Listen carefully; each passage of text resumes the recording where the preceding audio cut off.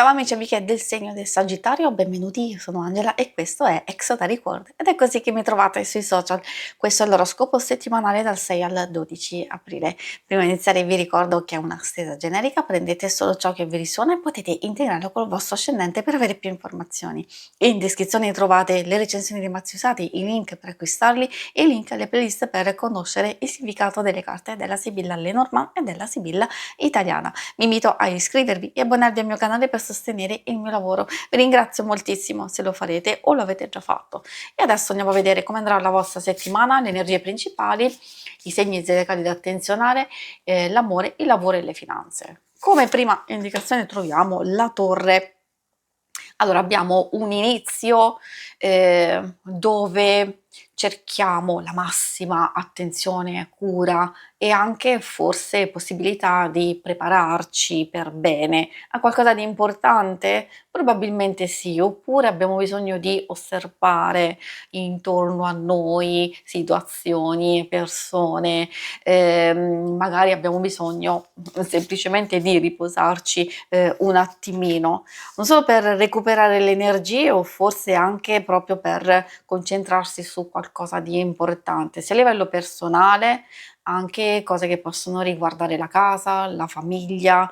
Io intendo casa come casa fisica, per le questioni pratiche ovviamente, però casa può riferirsi anche alle persone più strette, a quelle che frequentano la vostra stessa casa.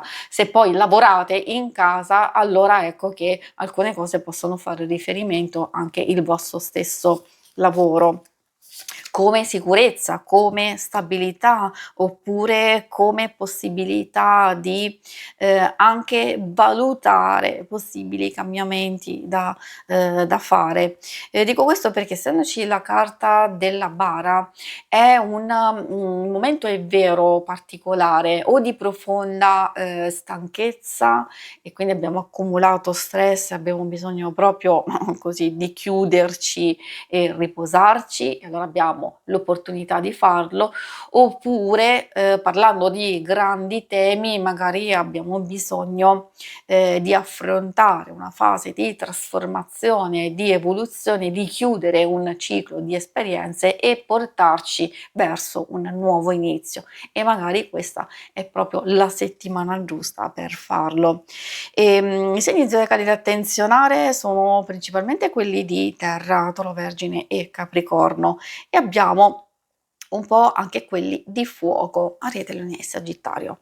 E adesso andiamo a vedere insieme l'ambito amore. Ambito amore, coppia single, ovviamente per chi non è interessato può lo stesso ascoltare, perché alcune cose si possono adattare anche alle relazioni più importanti di amicizia e famiglia. Come prima carta troviamo la digitale. Ecco, questa, essendo un po' particolare, perché ahimè purtroppo ha a che fare col dolore, con l'inganno, con le bugie, con a volte anche invidia, falsità. Io non voglio dire che è la persona amata, ovviamente questo dovete capirlo voi. Secondo me è quello che gravita, magari può essere una persona in particolare che può provare invidia o può mettere zizzanie e quindi creare conflitti, ma può anche trattarsi di una situazione molto complessa che vi mette a dura prova nella vostra pazienza.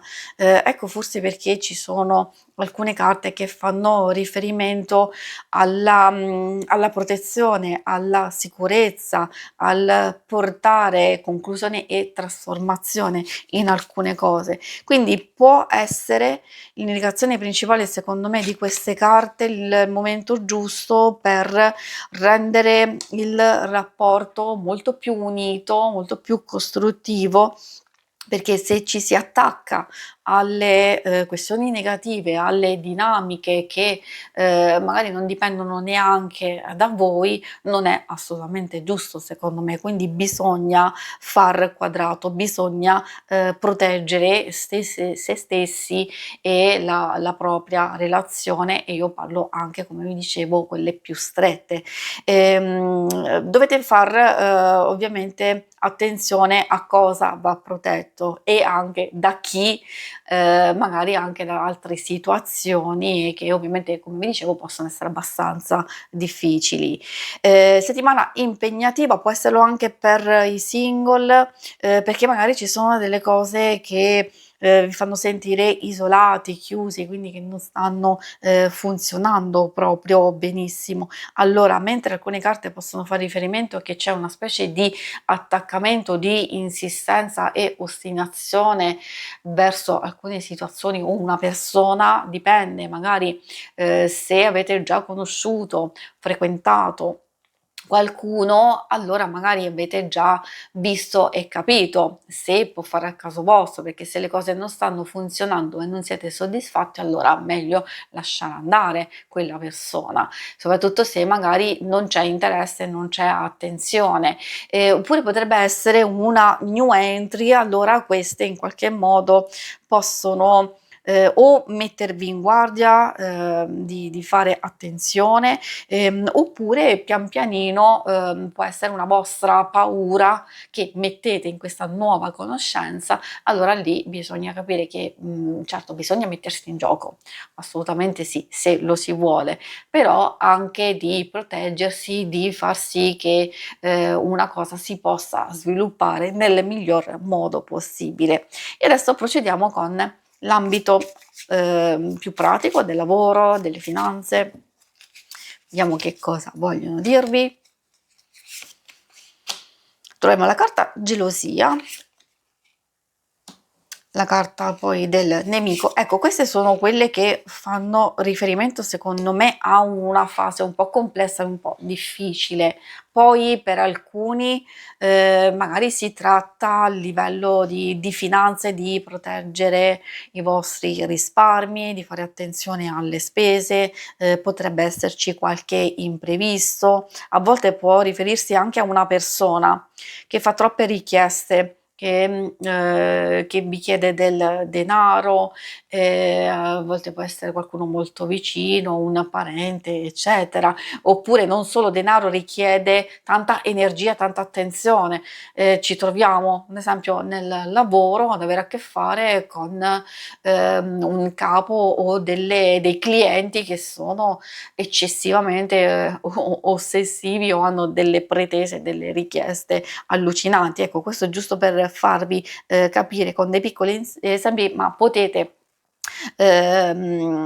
intercettare voi che cosa c'è che non va, sia riguardo alcune situazioni, sia, riguardo ad alcune persone. Quindi, ovviamente un nuovo equilibrio, un nuovo passaggio è assolutamente possibile, quindi o nella gestione di quello che avete davanti a voi, e quindi questa vi può dire che in qualche modo riuscirete a trovare una quadra e a gestirli, altrimenti è normale che per chi è alla ricerca del lavoro, ci sono delle cose che non stanno funzionando, quindi o c'è qualcuno che vi blocca o ci sono delle persone che effettivamente, non voglio dire, che provano, invidia e gelosia, quindi, vi mettono, addosso ansia, angoscia o comunque qualcosa che non funziona.